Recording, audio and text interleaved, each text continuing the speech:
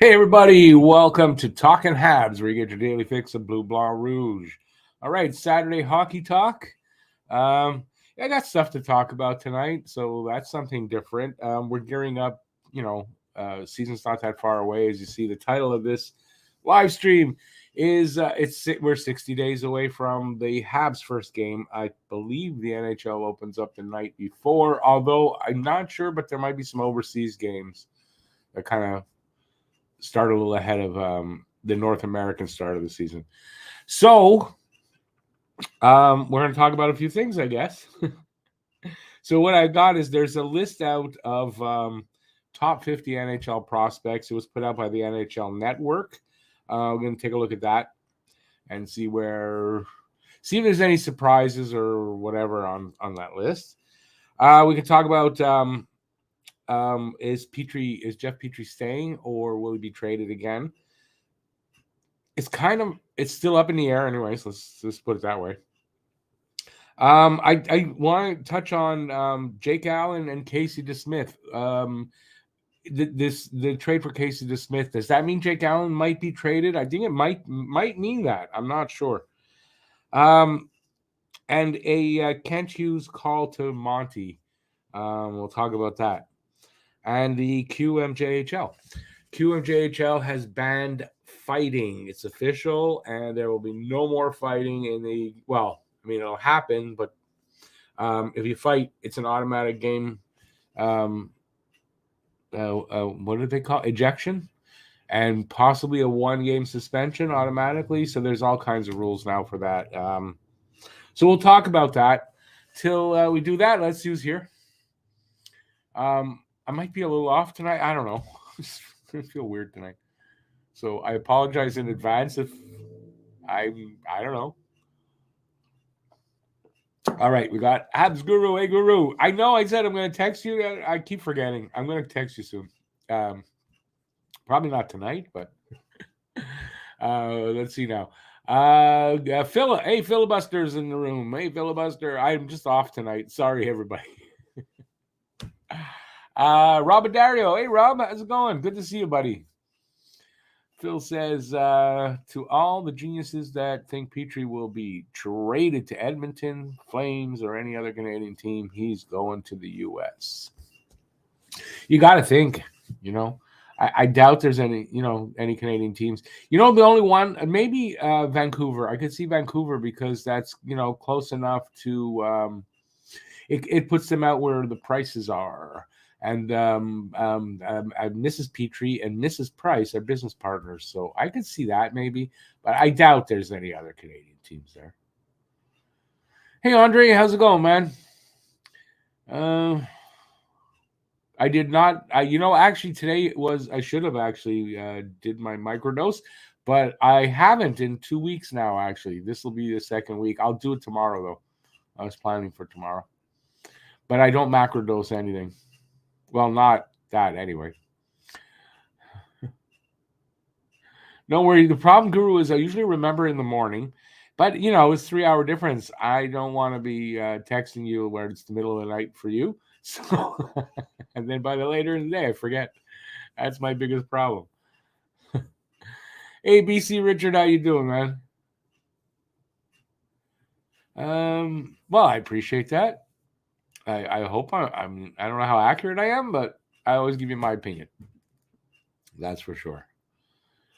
Phil says Texas, Nashville. Is there a team? I mean, there's a team in Texas. There's no Texas team. Talking about Dallas. So Dallas, Nashville, Detroit, maybe Chicago. Yeah, but I mean, these are all guesses. It's speculation. Nothing's officially been leaked about where. There's what's the online magazine All Habs, who is mostly clickbait.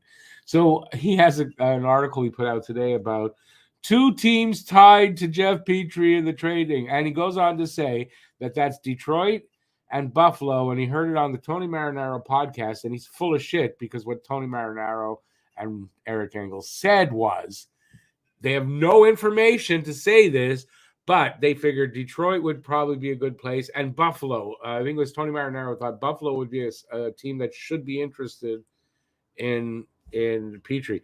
That doesn't mean he's tied to them. Such bullshit sometimes, man. Anyways, I don't know, and I don't think Hughes plays his cards close to his chest.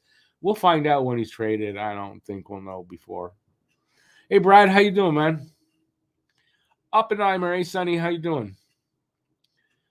Do you think we can make the playoffs? Do I think we can make the playoffs? Well, of course, we could make the playoffs if they stay healthy. Everybody has a good season, and I think other factors, right, like the teams ahead of them, things happen to those teams and they drop down. So, I mean, it's possible. I'm not going to bet on it and say, yeah, I'll put money down that they'll make. I wouldn't do that, but hey. Brad, is no trade list. It's 15 teams, so it's like half the league is there. So, but I really, I'm not sure who said it earlier, but Phil said, yeah, I doubt there's too many Canadian teams, if any. Petrie's agent and you share a cobbler. Really? Peach cobbler? Or we are Hengdai, like, what is that? Like, Al Swearingen and Mr. Wu. Okay, yeah, sure. Okay. Hey, Joe, how's it going? How's it going down under? Good thing it is not on a actually pressed. And I do that a lot sometimes. Rather than okay, but finish off the sentence because now I'm in suspense here. ABL. Yeah, things are good. I'm always afraid when I say that, but there's something bad about to happen around the corner I don't know about yet. I got that feeling tonight. I don't know why. Petrie's always going to be connected to Detroit. That's very true. I mean, it's because he's from Michigan. So, I mean, that's just whether that's a serious, I don't know. I don't know how serious Detroit would be in wanting to acquire Petrie, except that $2.34 million if Montreal retains 50% of what's left on his contract. I mean, that makes him attractive to a lot of teams.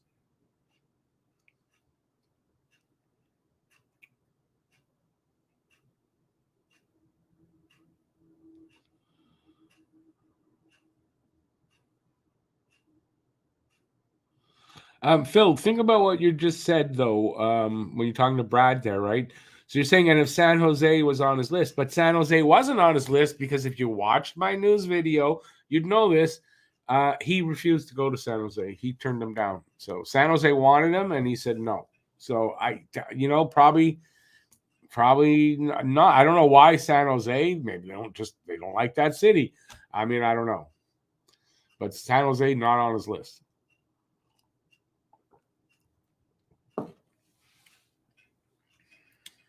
All right, we ran out of comments. All right, so let's take a look at. I'm just trying to think. Well, let's take a look at this list.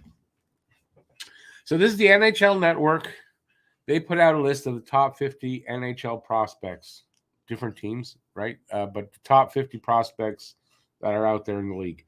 And I don't necessarily agree with some of the placings or things like that. So if I can find where I am, there I am. All right, so this is the list.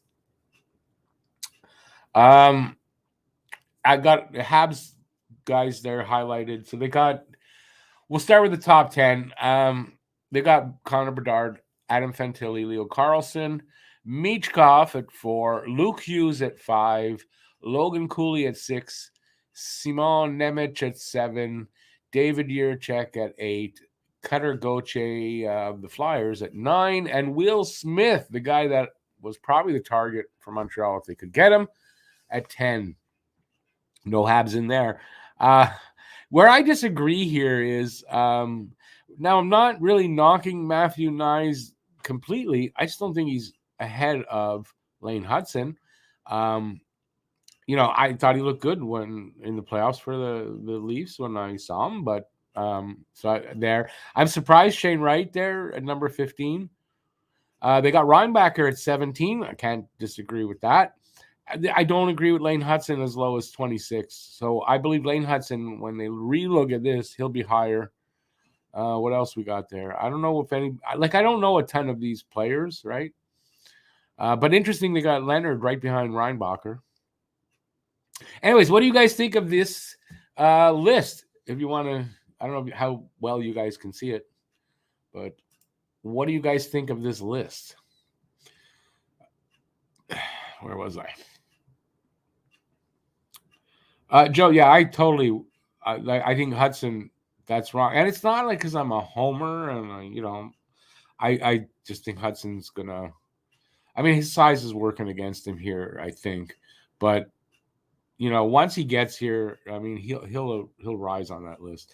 Slaff's not on the top 50. I just think it's weird. I mean, is Shane Wright that far ahead of Slaff? Remember, I said I wouldn't compare these guys. Not yet, but I don't believe that's true. So, anyways, what do you guys think of that? And we'll talk about whatever you guys want to talk about that for a little while, and then we'll move on to the next topic after that. I'm going to leave it up there. You don't see me, and that way I could be picking my nose, scratching my ass, and it's a lot more comfort for me. But no, so peruse that and let me know if you think there's a lot of guys on this list I don't really know that well. So, and listen, it's not just obviously from last year's draft, right? This is from the last few years. These are the prospects that haven't fully hit the league yet. He's no longer a prospect. I don't know about that. I think he still is. I think he still is, though. But he played 39 games. Is there anybody else on that list that's played a bit already? I don't know. That might be the reason he's not on there. I have no parameters for this list. I didn't see any parameters like how they put this together. So, and Luke Hughes played in the playoffs, not regular season, so he's still a prospect. I think Slaff is still a prospect because, I think he is. But that might be why he's not anywhere on this list. I'm going to take it. I almost hit end broadcast. That would have been nice. Where do I go to take that down so I could talk? There you can. I feel weird not having my face there. That's strange. I keep wanting to go to end broadcast. I don't know why. Don't ask me. Hey, David. Playoffs don't count as far as, well, if that's all you've played is playoffs, then you're still a prospect. Slaff and Wright haven't played enough to compare at all. Definitely. Well, okay. Well, Slaff's gotten 39 games. How many has Wright gotten into? He hasn't gotten into a ton of games. And listen, not everybody on that list has played in the NHL. That's why these prospects. I don't think Wright should be listed ahead of Slaff. I don't understand the reasoning behind whoever did this, but it's the NHL Network, so who knows who's behind it. Anyway, I thought that was something interesting. So if you guys will spend a little time on, just a little bit of time before we move, I hope you guys want to talk about that. Do you want me to put that back up there so you can look at it? I don't know. I just feel weird not being on screen because, I'm so beautiful. I hope you're not laughing too hard at that. Hey, Sean. They said Slaff isn't a prospect because he played in the NHL, but I think Kidney and Roy should be in this. Both had 100-point seasons 2 years in a row. Don't disagree that they should be considered there. So is there anybody on that list that's played? Let's see. Is there anybody on there that's played 40 games like Slaff has? I can't tell. I don't see anybody that I can go, yeah, he's played a bunch of games. Right? I'm perusing this right now. Yeah, so I think it's fair to say that's the reason why Slaff's not on the list. I think you can't have played too many games in the NHL. You got basically. I think on that list, you still have to be a rookie. Where Slap's not a rookie anymore because he's played 39 games, so he's played more than 20. Isn't that what makes a rookie? I play over 20 games or something. Once you've done that, you're no longer a rookie. So I think in a season, though, I think it has to be in one season. I don't know. I'm losing. I told you it's not my night. What can I do?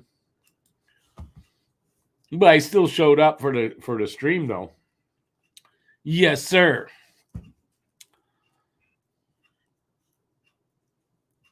Yeah, so let me know what you guys think. Okay, we'll move on. Listen, nobody's interested in this, or there's a lag in your responses, but maybe it's not a good topic. Let's go to the only other thing that I have actual stuff to show you on the topic, and that's this stupidity. And I think this is really stupid. So, the QMJHL, these are the rules for fights. Where's soon as a fight occurs? Okay, wait. Does it say that? Rule 47 of the playing rules, starting in 23-24, provides for fights being prohibited with more restrictive and dissuasive sanctions in order to emphasize a safe quality of play conducive to the development of players participating in QMJHL activities.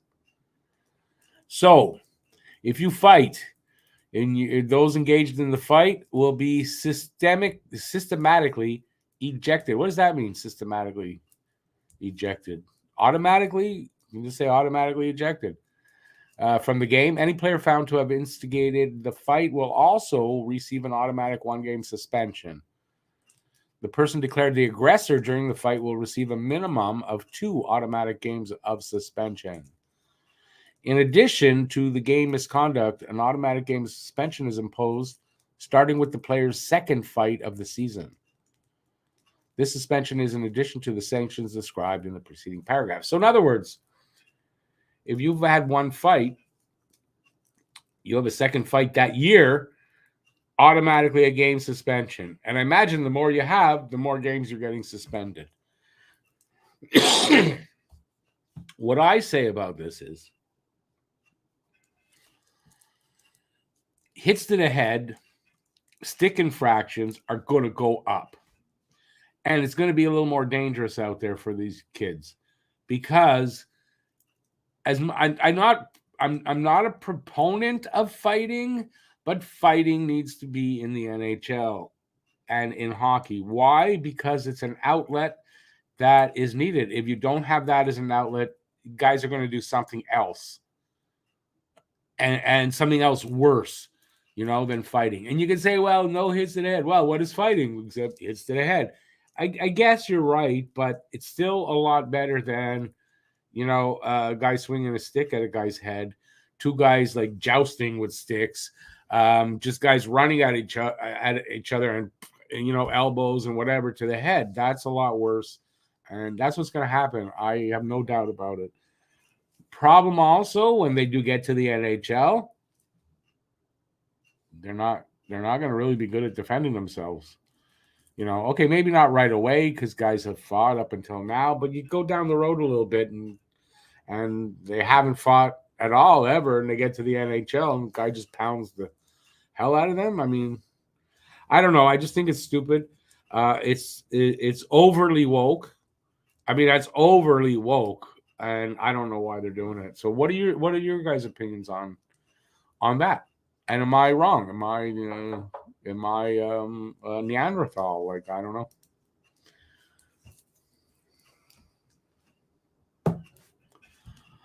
Let's see. Okay, go. We can handle 2 subjects. Logan should be on that list too. I agree with that.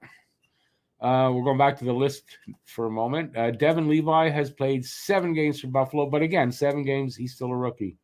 So that must be it. You're a prospect while you're a rookie. Once you pass your rookie, you're not a prospect anymore. It makes sense. Hey there, Eric. My summer's going. I mean, it's a shitty summer overall, but yeah, I mean, it's going okay. Depending on the day you're asking.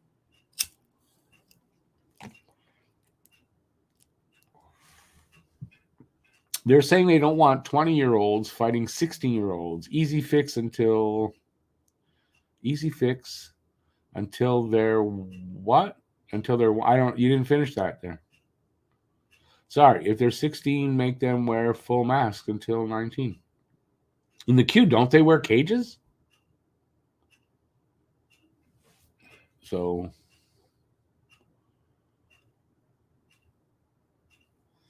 as a QMJHL season ticket holder, that's BL, for the CB Eagles, Cape Breton Eagles. I think these new rules are a joke. Just watch the Weasels in the queue next year. No, exactly, right? It's exactly it. And you know, you make a point I didn't make.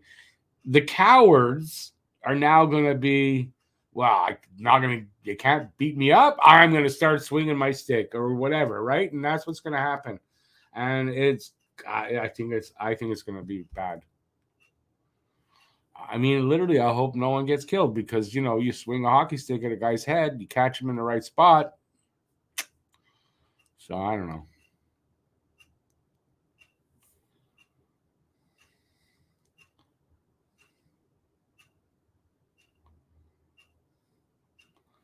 Phil, what do you mean? There they are. There they are. I don't know what you mean. If fighting is removed, they better crack down on other severe infractions so no one feels the need to retaliate. But they're going to feel the need to retaliate, and there's no word about any other, crackdowns. So we'll see. I kind of think that, I just kind of think they didn't think this through very well. Like, it's like doing something to appease a certain part of the crowd that, it's not the thing you should be doing.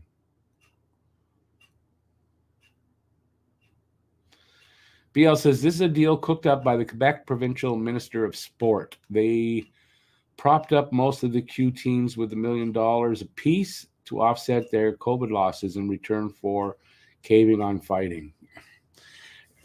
In other words, what you're kind of saying is it's not a hockey person that decided this because, and I believe that because hockey people know that this is a necessity.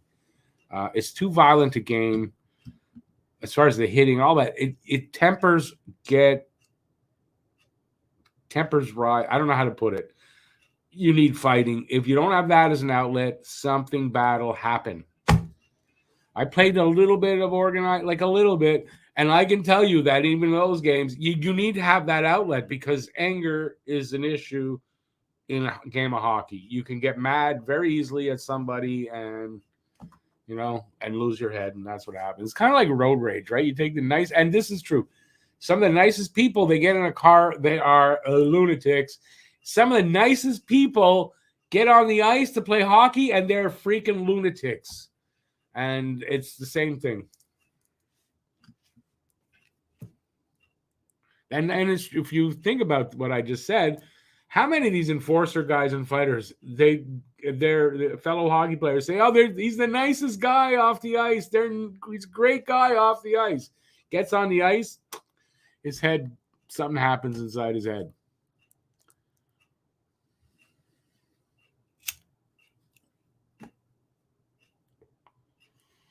No cages in the queue? Is that true? 16 and 17-year-olds wear cages at the World Juniors. Oh, I thought in junior hockey you wore a cage. I thought you did. That's news to me. Guru, you're probably right. Could end up with a McSorley stick infraction, like when he smoked Brashear in the head. It's exactly it, right? Now, with McSorley's case, it's because there's something wrong with the guy. But it wasn't necessary. He could have fought, right? But that's what's going to happen. You're going to have a lot of stick swinging, a lot of stick infractions are going to go up, and I definitely believe hits to the head are going to go up.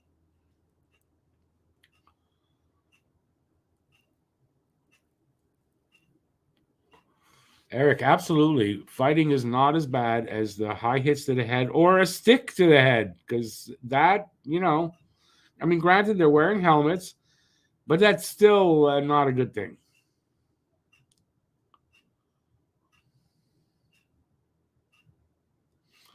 Eric, I'll give you that. I don't like that either. I think that is more. I don't know what that's about, honestly. He says he doesn't like it when a player picks a fight for a clean hit on a teammate. Absolutely. It's a problem today is that they don't want they don't know how to take clean hits, like they don't know what a clean hit is.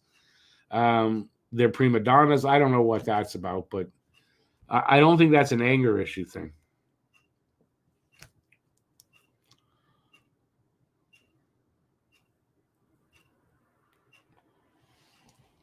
You take a beat. It's wrong. I mean, you can't hit somebody clean. You can't hit them dirty. You can't hit.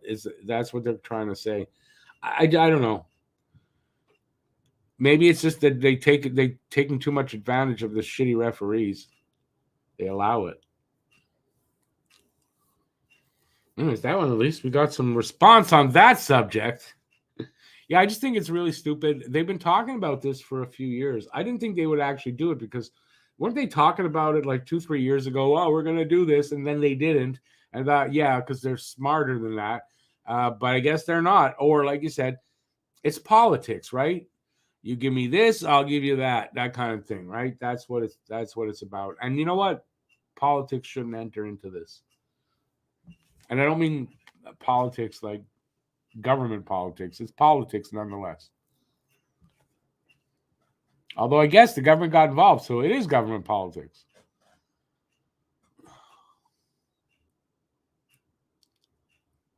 And in the playoffs, it's nonstop hitting. Well, listen, hockey's about hitting. The more meaningful the game, the more the hitting. And there's, hitting is hitting. Hitting isn't hitting to the head. There's nothing wrong with a clean hit in general, right? I don't believe a guy, just because he has his head down, should be demolished on the ice anymore. I get it was a thing. I don't know that should be a thing anymore. Other than that, hitting is hitting. If you take hitting out of hockey, then just stop playing hockey. Which, you know what? With CTE, that's the brain disease they get. It could come to that with violent sport.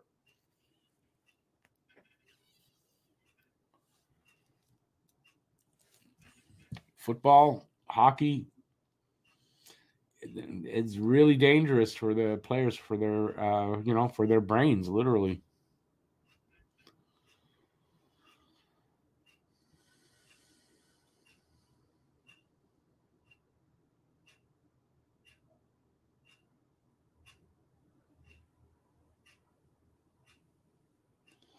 Sean says the thing is fighting is only in the Cardigan Hockey League, Canadian, in North American hockey is what you're saying. The U.S. Wait a second. The U.S. and overseas leagues already have no fighting for years, but cages on 16 to 19 without. I've seen highlights from European hockey. There's hitting. Oh, fighting though. We're talking about fighting. Yeah, you know what? I don't know. I don't know the answer to that. So maybe you're right. I don't know. For me, I don't know. I just think it's going to take many years here before before it changes, and you can get rid of the things that removing fighting is going to cause. I don't know. Maybe I'm totally wrong on this. I don't know.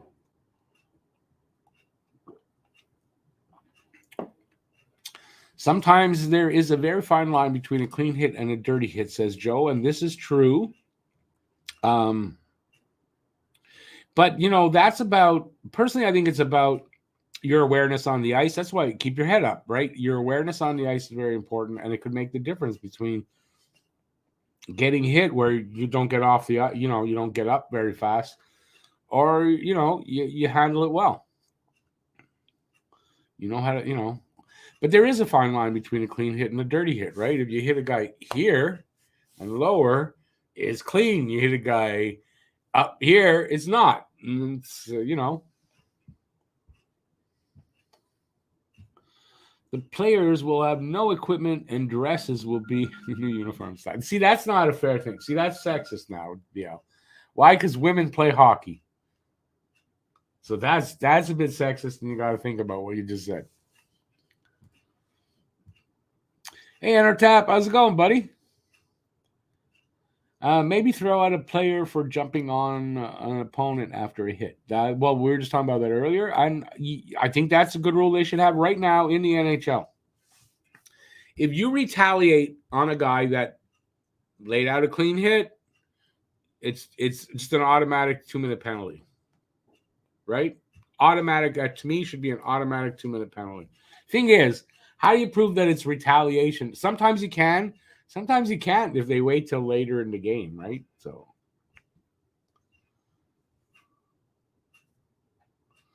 fighting is always part of hockey. Hockey is about emotion. That's why people fight, and that's exactly it. And if you take out, say, okay, so there's different outlets for fighting. So for being angry or getting whatever in hockey, right?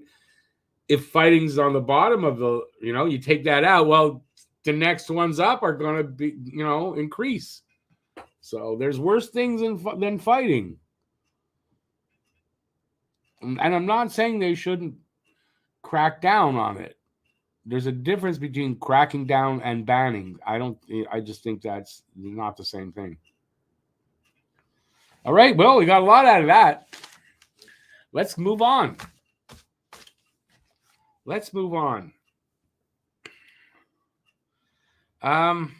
Let's talk about the acquisition of Casey DeSmith. So the rumor is that he's basically going to get flipped pretty quickly. I don't know that that's the case. I'm not saying it isn't. We don't know. They didn't welcome anybody from that trade. They didn't welcome them to the team. So we don't know what's going on. More than likely, they're trying to trade Petrie or both Petrie and DeSmith. I don't see it that way. I kind of think Casey DeSmith might be, in a year, especially this next season before the cap starts going up again at a decent rate. Probably if Jake Allen stays, he's probably here next year and then not. He's got one more year after that, but he's probably going to get moved. Maybe Casey DeSmith at, what is it, $2 million less? It's a good savings.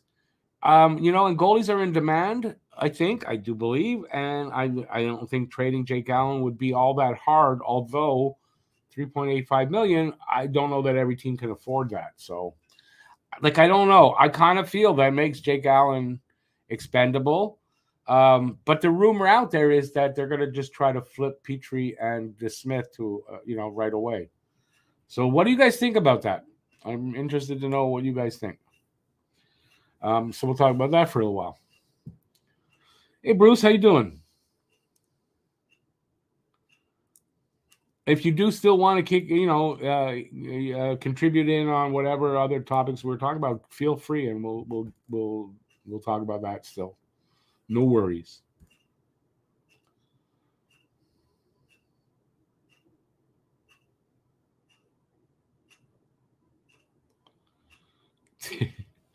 Oh, Phil, Pokemon. They're saying when the no fighting rule goes in, they're going to call more and stiffer penalties for dirty hits. But the U.S. The U.S. and overseas don't seem to have problems. Well, I would hope if they're going to, they're going to call the penalties on guys that are giving head hits or swinging their sticks. Don't you think? Is that going to make it stop? I don't know. We're going to find out. I don't think they're going to, before the season starts, go backward in the ruling. All right, Eric chipped in with a comment on DeSmith. I would flip DeSmith as he is nothing special as a backup. I don't know that that's 100% true what you're saying. Let me go see if I have his hockey DB. So if you'll give me a second. I will go see. I think I have it still. Yep. And we'll take a look. DeSmith, his total numbers in 134 games played in the NHL, he is 58, 44, and 15 with a 281 goals against and a 912 save percentage. So if you're saying that's horrible, it's not horrible. They're kind of average numbers, if anything, but they're not horrible numbers. It's a 912 save percentage and 281. So he's, that's decent numbers. We'll go into this too, because this has something to do with it. So when they acquired DeSmith in the trade, apparently Kent Hughes didn't waste any time, got on the phone, called Sam Montembeault, assured him not to worry. He's not getting traded. He is still the starter for next season. This came out. This is the first time I had heard any report or anything kind of official. Monty's the starter for next season. Although I think we know he's got the job. It's his to lose. But so that was really interesting that, they wanted to make sure Sam Montembeault knew what the score was. I have yet to hear anything other than there's some rumors that they're trying to flip DeSmith. Other than that, I don't know. I can't tell from what I'm reading. But just for me, it kind of makes sense that they might be trying to trade Jake Allen. That's what I kind of think. Where was I? Monty is a UFA next year, and apparently contract extension talks have not gone well. I don't think that's true. To say not gone well, I don't know if that's true. I have not heard that, not at all. I wonder if DeSmith's presence is a way of hard-boiling Monty. I don't think so at all. I mean, you have in Monty, you have a guy who's come out already and said he was hoping to get signed at the draft and not at the draft, but shortly thereafter because he couldn't get signed until July 1st. Doesn't want to go to the UFA market, wants to sign here. This is like you've got he's taken away his leverage by doing that. Why do they have to do that to him? I mean, this is guys saying, hey, I'm going to sign. Make me a decent offer. There's also a rumor that he might be asking for starters money. I don't see that, though. He didn't, I don't know. Nothing about him that I saw in an interview or anything like that struck me as this guy's got a huge ego. And, he seemed like a guy that just wants to be here, wants to prove himself. And, you got to, you're not going to get paid the big bucks till you prove yourself. So I don't think that's it personally, but I don't know. Allen's still an okay backup if he isn't overworked. I think that's the big thing with Allen, right? Is don't overwork him, which we knew going into the last two seasons. Don't overwork the guy. And they had no choice with the injuries. I think Allen would be pretty. I think you can move Allen. I got to think you can move Allen. There's like a goalie shortage in the league, isn't there?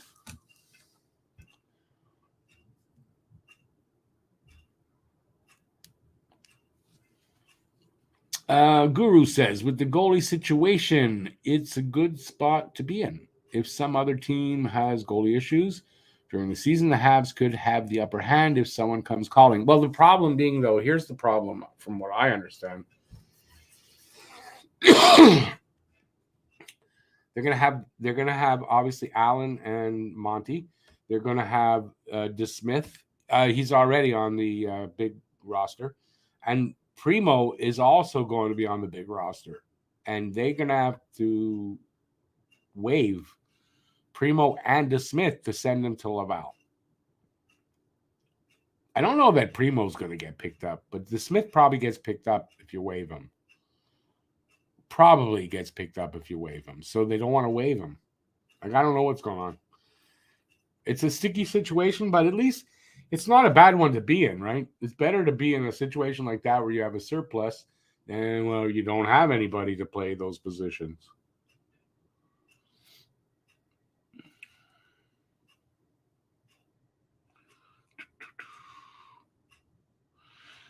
Phil says Primo will be a career AHLer and a call up. It's not. I don't believe the Habs think that way. On the Sick podcast with Marinaro when Engels was on last week, he said that, make no mistake about it, the Montreal Canadiens do not want to lose Caden Primo for nothing.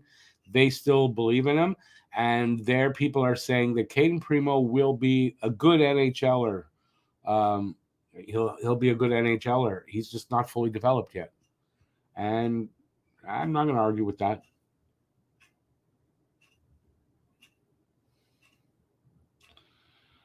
Renegade Man says, I think Smith should get a chance with the club. Petrie would likely move either beginning of the season or trade deadline or in the next week. You never know.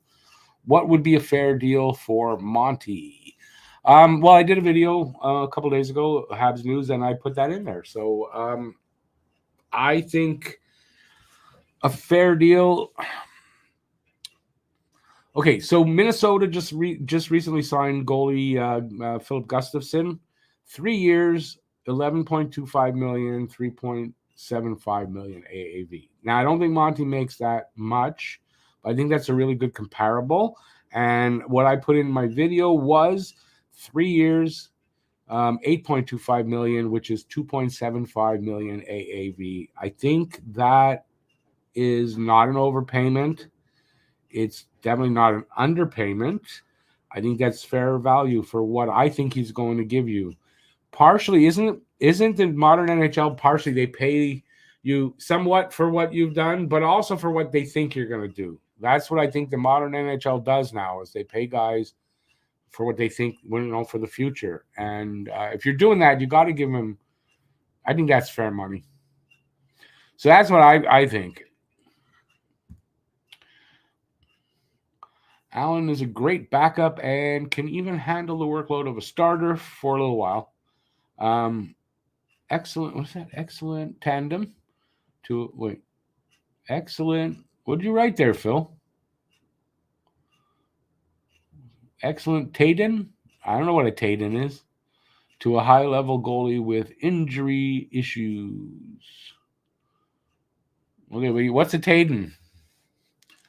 I think Monty will stay, says Joe. I'm pretty calm. I don't see Monty going there. He doesn't want to go. First of all, when you've got a guy that you're interested in, you want to sign. If he calls him and says, "Yeah, you don't worry, you're the starter next year," they want to keep him. And this is a guy that wants to stay and wants to sign now. I think you can sign him and he'll stay.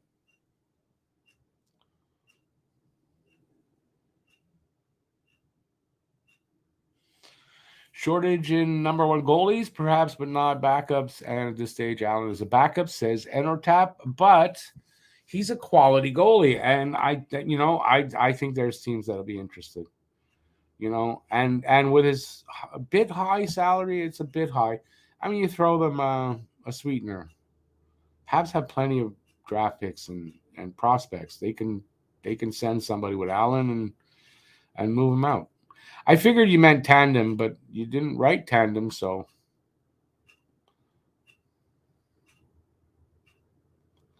It means like accountability buddies. No, it doesn't. A tandem is two things working in conjunction with each other. No?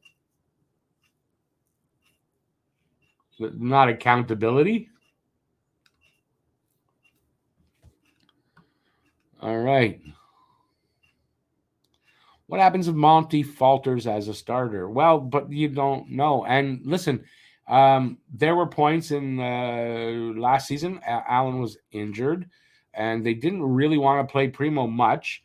And Monty made, I believe, like 16 starts out of 20 to Primo's 4. I think it was something like that, something similar to that. I think he did well. It was a shitty team in front of him. I think Monty had a good season. You don't look at the numbers for that, though. If you look at the numbers, okay, strictly at the numbers, but you got the eye tests. He passed the eye test for me last year, and I think for the coaching staff too. So could he falter as a starter? But every starter falters at some point. It's a matter of if he does, how does he bounce back and stuff like that. This is the test for him this year to see how he handles, being the starter.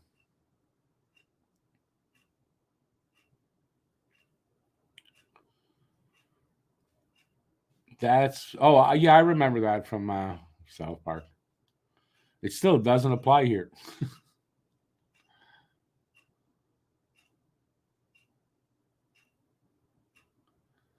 What happens if Monty Balders is a starter? And Phil says, then we pick in the top 3 instead of top 10. Win-win.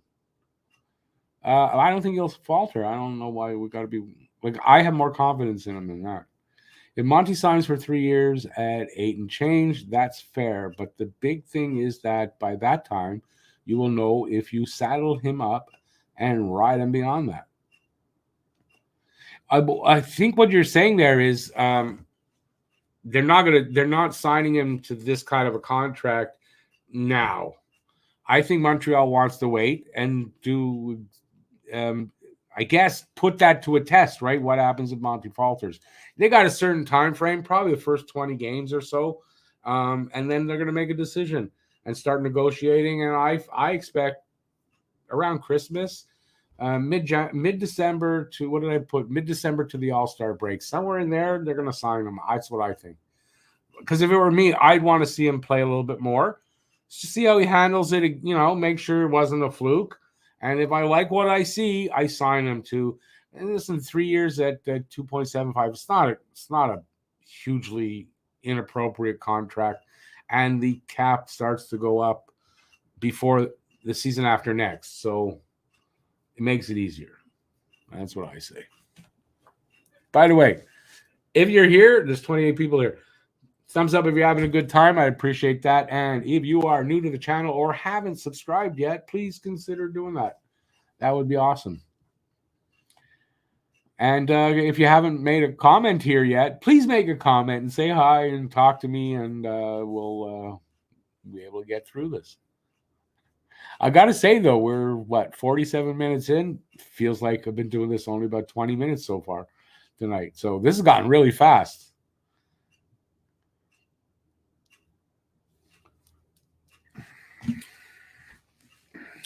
What do they say? Time flies when you're having fun.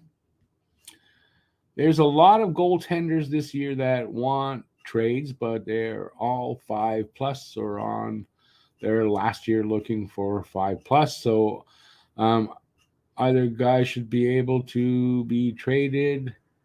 Our guy should be able to be traded. Allen is 2 years older, so keep who?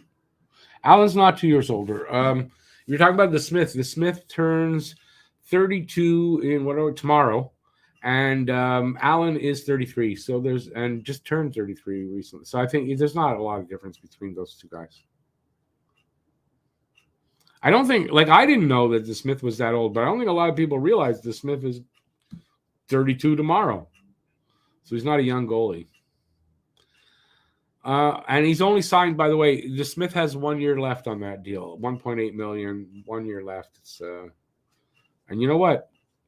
You play him next year if you decide to trade Allen, and let him walk if he doesn't do well.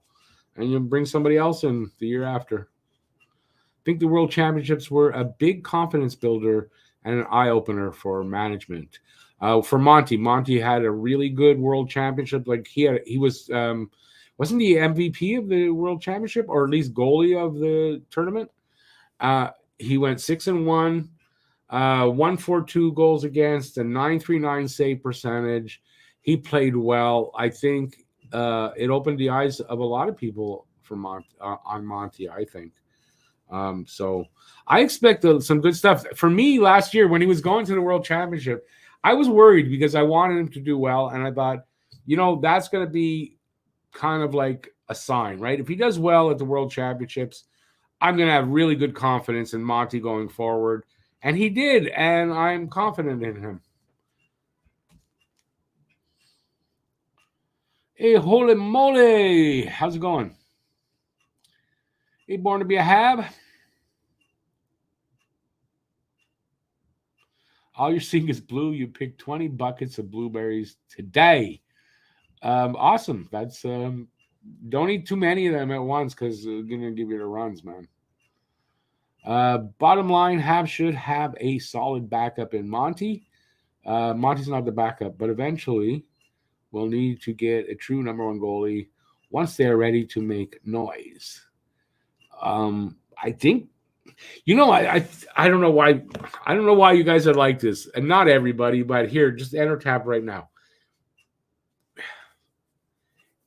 Monty's just entering his prime.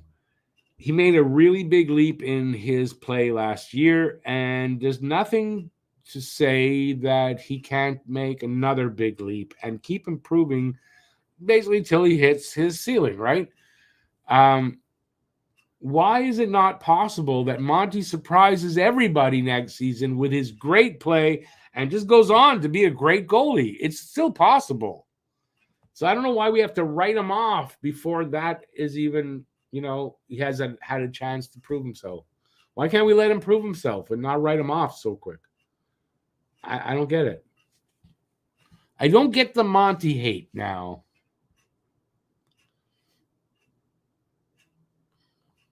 Besides, really, Dobish might be ready in the next couple of years, but Fowler, you're looking at 5 years down the road, maybe 6. Monty's got plenty of time to have a career. I mean, he's 27 going into this year. He's going to be 27 in October. He's good. He'll be 32 by the time Fowler gets here at all, right? So I don't see why he can't be the guy for the next 5 years. He just has to prove it. I get that, but I expect that he will.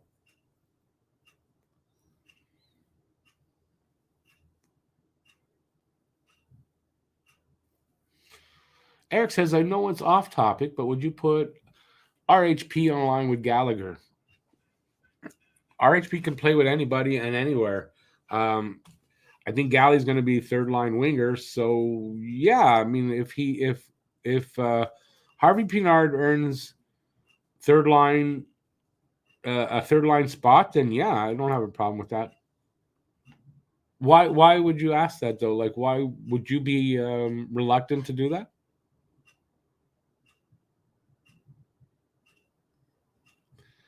Joe, I'm not 100% sure of that yet, but boy, I'm leaning to that. You're right. I think Monty has the potential to be a true number one today, or I'll say at least a 1A, and take take more starts than the other guy. Like, I don't know. I just see something good in this kid, and I think he has the potential to be a lot better than we think he's going to be.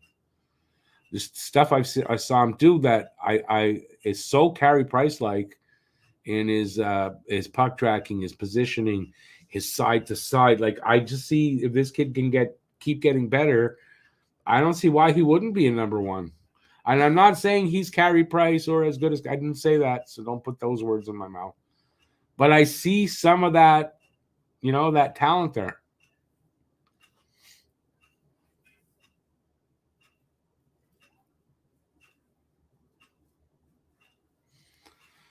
Habs picked up 2 goalies how did they pick up 2 goalies?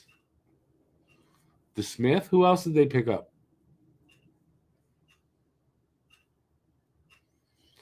And I think you're wrong there, because the reason that they did pick up a DeSmith and anyone else that they might have, I don't know, they were lacking depth in their goalie in that position in the organization. If you remember last year with the injuries, they were really struggling to put a goalie for every team in their organization. And that's why. I don't think it has anything to do with that Monty's not good enough. I don't think they know if he's good enough or not yet.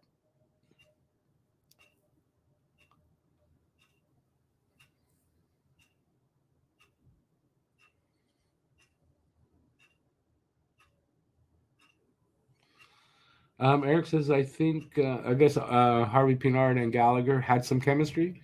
I think Harvey Pinard can play with anybody. He plays the game right, and I think he can play with anybody. But I wouldn't worry about like the 2 wingers. I would worry about more of who's the center with him then. And besides, Gallagher and Harvey Pinard, it's the same player, basically. Right? One's older, one's younger. Born to be a Hab that's a good point. As Monty gets better, the team will improve in front of him, and as the team improves in front of him, it helps Monty to be better. Kind of like high-grade hot dogs. They're better because more people eat them. More people eat them because they're better. It's the same thing. People want him to be priced or better. That's their problem because he's not. That's why the hate people want now. You're probably right to at least some degree there, but he's not Carey Price. And this was the problem. One of the biggest problems Jocelyn Thibault had after the trade. They traded Patrick Roy away. Is Thibault wasn't that bad a goalie, but he had no chance coming in after Patrick Roy, especially since he was in the trade for Patrick Roy. He had zero chance of ever being liked here or being accepted here. So it's kind of like that.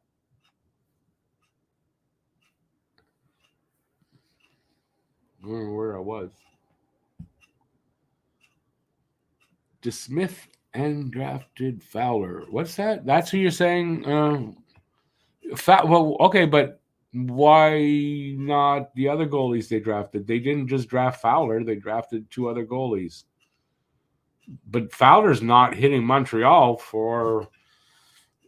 I think. Well, he's going to spend 4 years at Boston College and then a year probably in the AHL. That's 5 years. I don't think we see him. So, no, they picked up DeSmith. That's the other goalie they picked up.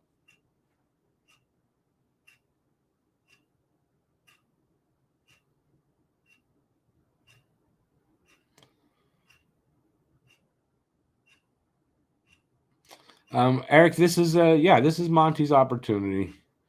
Listen, he had it last year, right? Allen got injured. Monty had to play the bulk of the games for a good enough time. And you know what? He did well.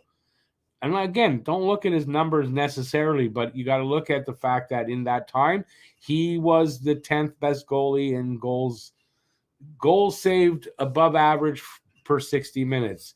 There was like a month or so there where he was holding 10th spot and he finished 13th best in the league.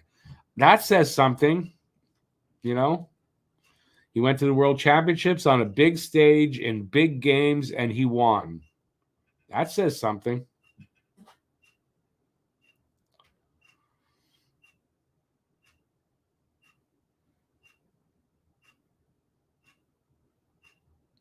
Joe, absolutely. I'm no like if you are saying that, and it's what I just was saying.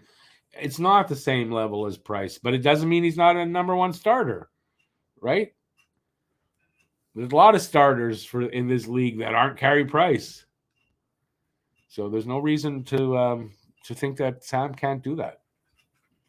Anyway, I don't know why people are so don't see that. I don't know. What's the hate on Monty? Because he struggled when he got here. I mean, I've seen players struggle when they get to Montreal. Doesn't mean they're no good.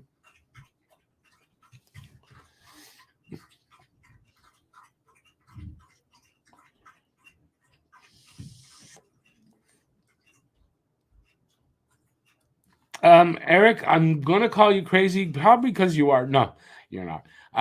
It's not crazy at all. In what you're saying there, he says, if Monty plays well and Monahan and others stay healthy, they could compete for a playoff spot. They're even talking about it as a team. So, no, I don't think that's crazy at all. But I mean, a lot of things have to happen, right? Teams ahead of them have to have a bad season.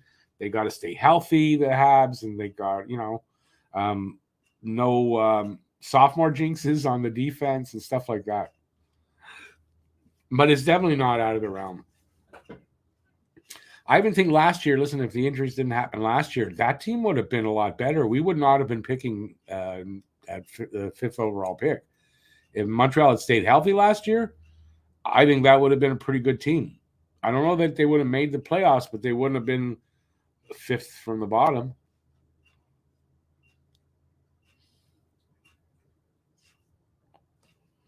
Eric, I personally think what's going to happen is they make a bit of a run for a playoff spot, for a wild card spot, but near the end of the season they fall back. That's personally what I think is going to happen. Am I right? I don't know. We're going to find out. But yeah, I don't see them making the playoffs unless, it's one of those seasons where the teams ahead of them, maybe injuries hit those teams, or like in the case of Boston, it's just, their window's closed and they fall out. So, but they're going to have to climb over teams, remember. Didn't we finish last in the division? Were we last in the division? So we got teams to climb over.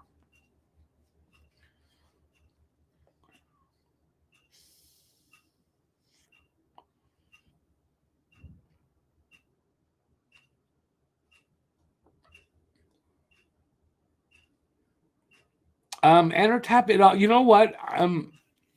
It depends, right? And you make a good point because who knows down, a year from now, 2 years from now, directions could change, injuries happen, so you got to go a different way. Yeah, I mean that could happen. It's a business. Remember that it's a business. I believe Gorton and Hughes have the balls to make moves like that, even though Monty might be playing well. But this guy that's like, we can get him, and that's better for the team going forward. And they make the move, and I'm always okay with that.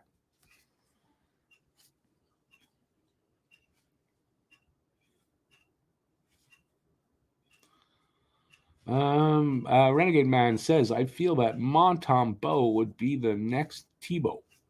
If the fans have no patience with him, Montembeault has potential. Well, this is the thing. Although it's not the next Thibault, because Thibault had no chance here as far as fans really liking him because of he was traded for Patrick Roy. It's not the case here with Monty, right? We picked him up off waivers, so he's got more of a chance to be accepted than Thibault had. When you think back on that trade for Roy, there's no chance Thibault had here. And when you look back at his numbers, they weren't that bad. He wasn't a bad goalie. He was just young, and we didn't give him a chance. We just did not.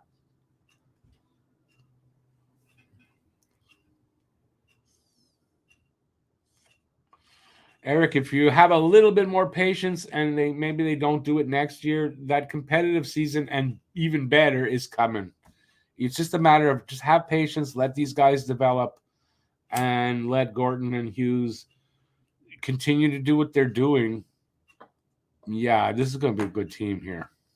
I don't see how. I think it would. What am I trying to say?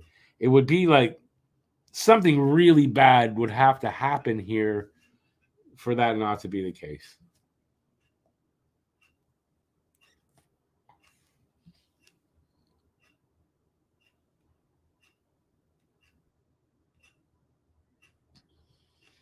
Habs were last in our division, right? Yeah. I don't expect that this year. It's not to say that they won't finish last. Things could happen that, go wrong. I don't expect going into this season that the Habs finish last in the division. I don't know where they'll finish exactly, but I don't think it'll be last. Eric, I've been crazy my whole life. Nothing wrong with it.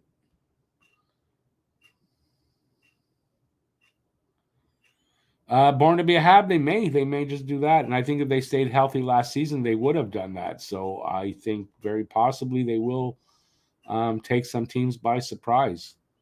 The key's going to be that they stay healthy, And like I said, right, we got 5 rookies on defense, so you got to hope for either no sophomore jinxes or very few.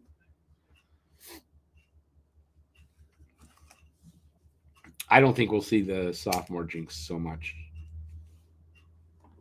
I guess you could say, well, I guess Caulfield's not a sophomore anymore.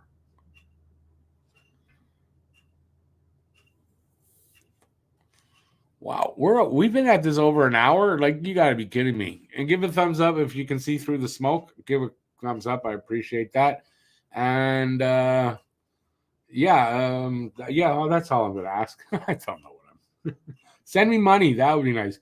If you want to send money, to the channel. We accept all kinds of money. I don't know where that came from. I never ask. I rarely ask for money. In the next couple of seasons, Habs will pick up in the division as top teams drop due to changes. This is what the salary cap is all about, right? It doesn't matter what team, you cannot maintain that number one position forever because eventually you're not in a position to draft well. But eventually you got to go back to the bottom of the pack and work your way up. So.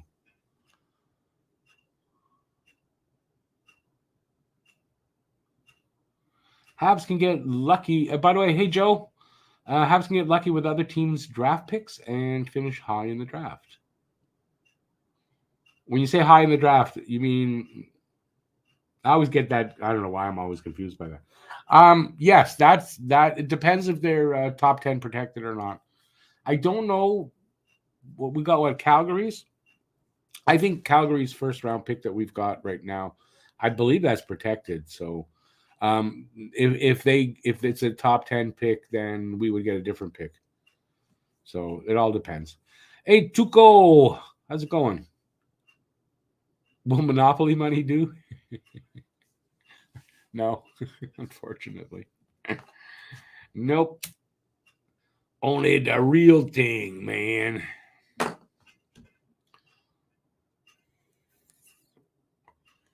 Who are my defensive pairings in front of Monty? Well, whether Petrie's staying or not, it's going to have a lot to do with that, right? Listen, if Petrie sticks around a little bit, I don't have Petrie in the top pairing like a lot of people do, and I don't understand why people would have that. Matheson and Petrie don't really make a pairing to me. Why? Both puck movers and offensive defensemen. Why do you want that? I would want more of a two-way guy with both of them, right? So you split them. Besides, when Petrie played in the top pairing, that wasn't his best. Petrie was better behind that top pairing in the second pair. That's what I remember. So I want him on the second pair, and I want more of a stay-at-home kind of guy or two-way defenseman with both of those guys. So I think I would have it Matheson, Gooley. I can't have Savard and Petrie because they're on the same side. I'd have Matheson, Gooley, Harris, maybe Harris and Petrie, and Jacky and Kovacevic, and then have either. I think Barron's going to start in Laval. I think they're going to have Barron start in Laval, and then have if they can't move Wideman and they don't waive him, whatever, have Wideman as your seventh defenseman to start the season. I'm probably good with that, And then there's what's that guy's name? Our defenseman that is kind of a dark horse here. That Swedish guy. I can't remember his damn name all of a sudden. That guy could make it. I don't know. So that's kind of how I see it, though.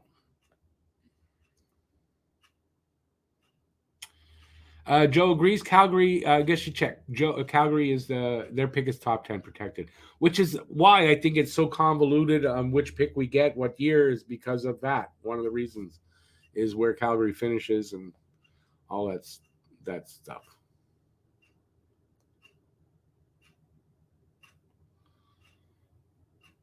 Eric, I think I just answered that, even though I didn't see your question there till now.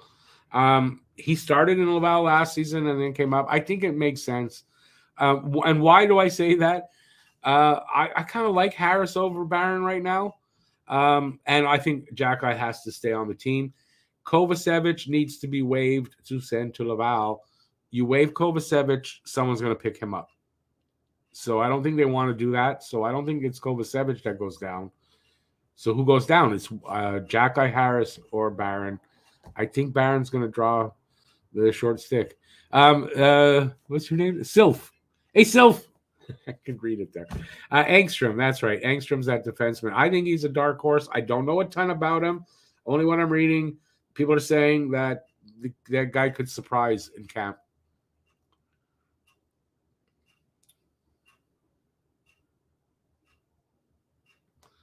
I'm going to say you wanted to say Petrie, not Poetry. Petrie has a slap shot, but I think he's taking up a spot for a younger player. I mean, maybe you may be right a little bit, but you know what? The experience, the veteran defenseman. I heard some of the defensemen talking about it, that they really missed Petrie and how he helped them and all that. So it's not a bad thing. And I think it's temporary. I don't think Petrie's here the whole year. I think when they find a deal that they like, he's going to be moved. I would say definitely by the trade deadline next season, Petrie's going to be moved. So it's a temporary thing. And you know what? While these young defensemen have waiver eligible or waiver exemption, it's not the worst, right? You can send them down. And the way they are coaching in Laval, it's not a bad thing because they're all on the same page, right? They're coaching so that Laval Rocket players get called up. They're used to the system. They fit in easier and make the adjustment easier. So I'm not worried about that.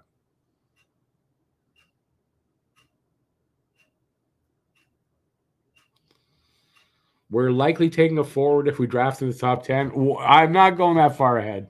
That's just way too far ahead to think about who we're drafting, where we're going to. I'm not doing that now. But I tend to disagree with you on why. Why do I say that? They probably do have to take a forward next year, the first pick. But from what I hear, it's going to be a very strong draft for defensemen. So there you go. You know what? Do what they did this year and what they felt like they did the last 2 years. Take the best player available that they feel is the best player available. That's what you got to do. If it's a defenseman, it is. If it's not, then it's not.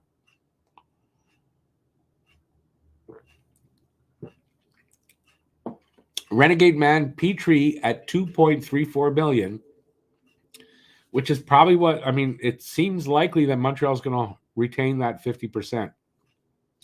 Because the value they're going to get back is going to be well worth it. That's what I believe. He has tons of value at $2.34 million.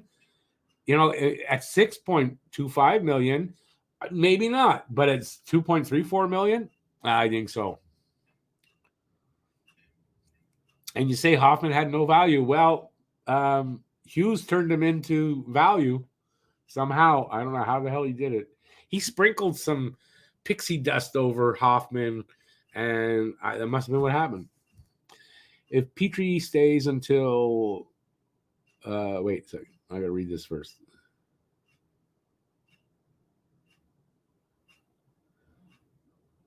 If Petrie stays with the Habs until trade deadline time, who is out of the lineup for defenseman? Did we lose anybody from last year? I'm trying to think now. Well, I said Barron. I think Barron starts in Laval, but I think there's got to be somebody else. I think it's like Weidman might pay the price. And it might end up being Weidman. Yeah, off the top of my head, I can't. But Barron, I think Barron starts in Laval.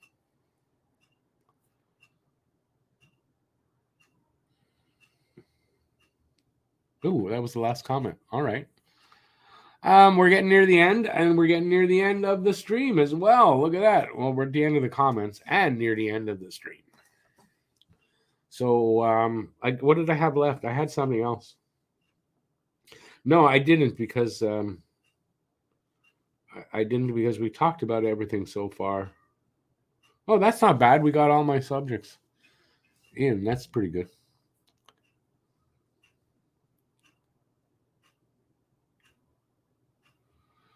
Eric asked, do I think that Petrie hasn't been traded yet because Hughes doesn't want to retain salary? No.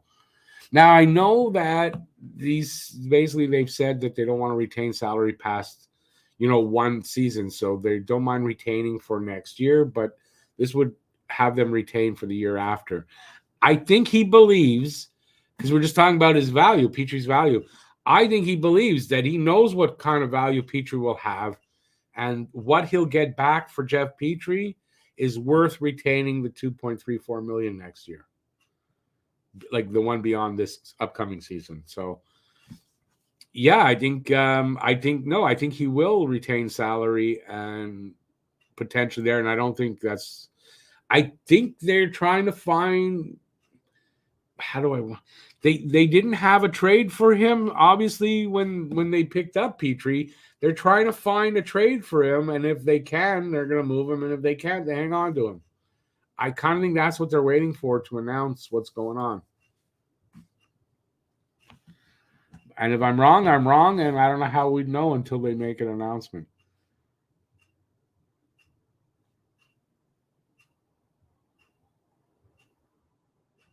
Yeah, enter tab, but you can't have if you have Kovacevic out, you lose him to waivers. So I don't think that's going to be it.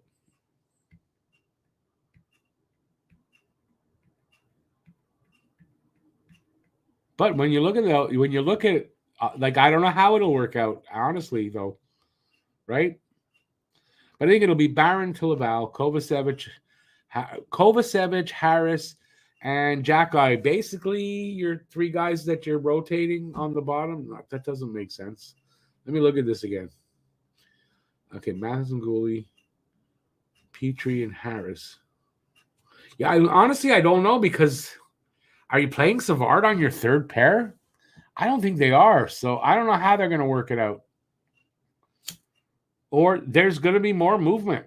There's more movement coming.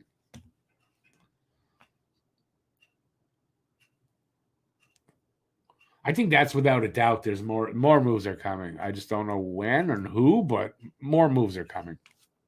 You got to think one of them's on defense.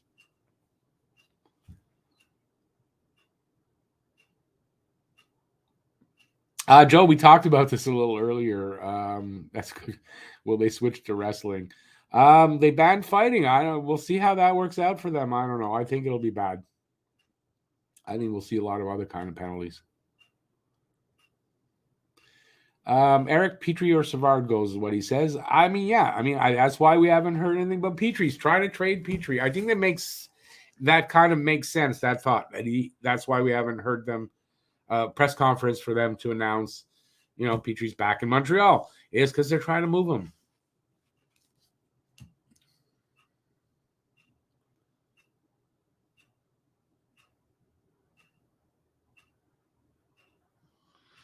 David, yeah.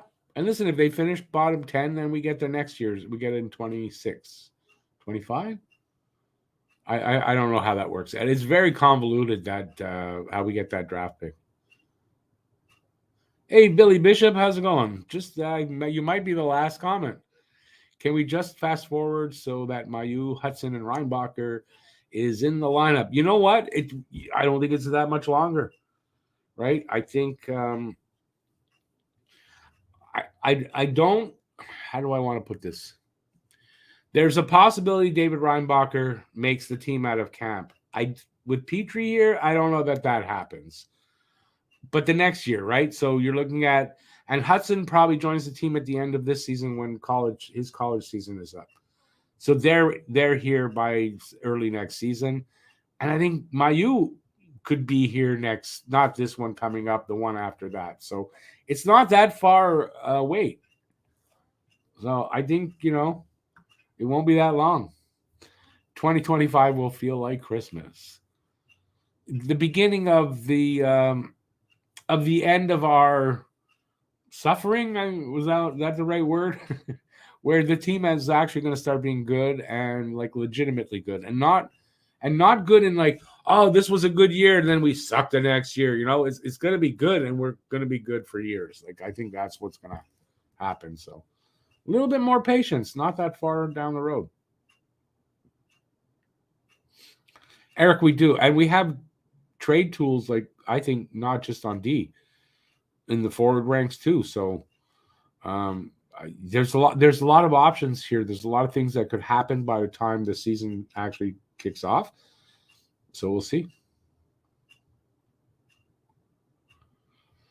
That Calgary deal also involves Florida in the mix. Yes, and I don't know exactly how it does that.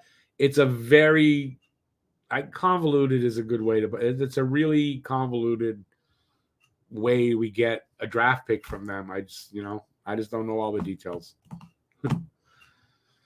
Petrie, Armia, and Primo to any NHL takers. I don't agree with you on Primo. I don't think Montreal wants to lose Primo. Petrie, Armia definitely, and I'm almost positive of this now because of something that Eric Engels said on the Marinero podcast about Hoffman. If they didn't move Hoffman, he was being waived without a doubt and sent to Laval. He was not playing in Montreal this season. No way. You got to think that's the same for Armia. So to me, that's just like saying, well, Armia is going to be waived. And I've said this in a video, and I think I'm going to end up being right, is they're going to waive Armia. If they can't move him by the end of cap, he's waived. Sent to Laval, $1.1 million in cap relief. So, that's help right there. And I don't think Armia maybe never plays again for Montreal unless he's a call-up because of an injury.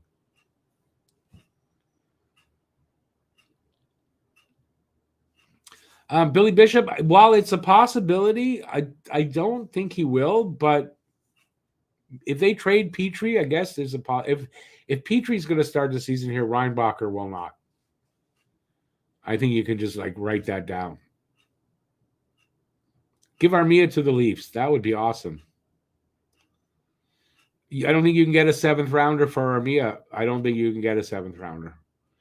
At best you could do, in my opinion, is your future considerations, which means really nothing, and you're giving him away along with a sweetener, and just giving him away, and just that's it. Wash your hands of that, and it's over. There's no interest in Armia, so I think if Montreal could have gotten a 7th rounder already, they could have gotten that. They'd have moved him already. I think so, but he's not moved.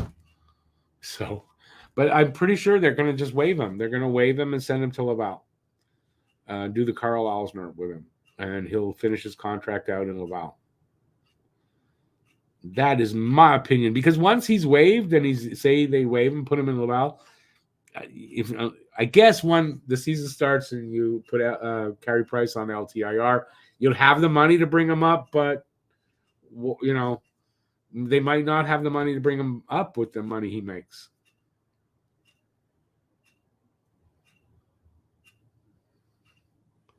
No, I don't think Jake Evans is going anywhere. I don't think they have a problem with Jake Evans. He's not making crazy money. I think he does a good job, 4th-line center. I don't have a problem with that. So, and I don't think they do either. So I do not see that. I don't think the influx of the centers that we've gotten now, I don't think that affects Jake Evans' job, because none of those guys are 4th-line center. Only 4th-line center we have here where you say, well, that guy's a 4th-line center is Jake Evans. And you're not playing a guy that shouldn't be on the 4th-line center, or is an experienced veteran that shouldn't be there. You're not playing a guy like that there when you got Jake Evans. So no, I don't agree with that. All right, I think on that note, unless there's something else you guys want to ask me, but I think, because what time? We're getting close to 10. I think I'm going to take off.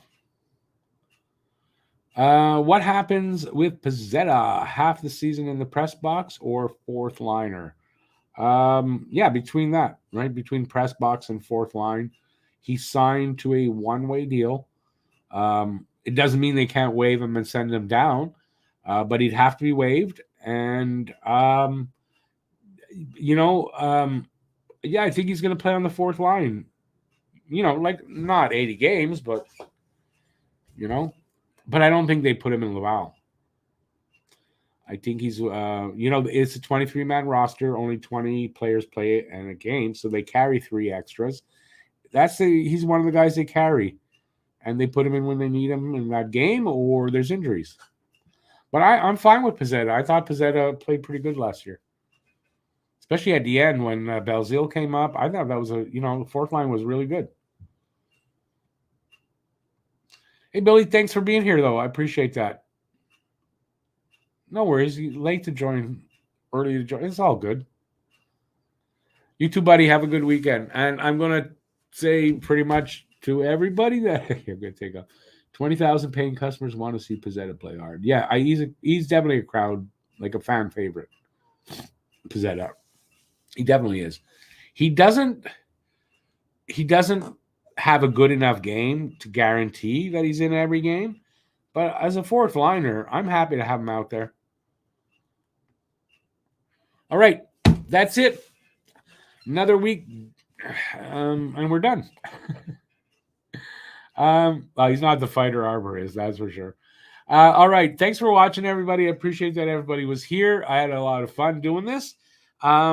I don't know what's in the immediate future. What are we, Saturday? Tomorrow I'm out all day. I don't know. My brain's been empty as far as ideas for videos, to be very honest with you. I tried to think of something all like morning and nothing came. So hopefully that'll change. I might write something. I don't know. Anyway, I'll be back Wednesday for sure for a Wednesday night show. And till then, stay safe out there, everybody. Peace out. Thanks for watching. Have a great rest of the Saturday. Ciao, everybody. If I could find my cursor. There you go.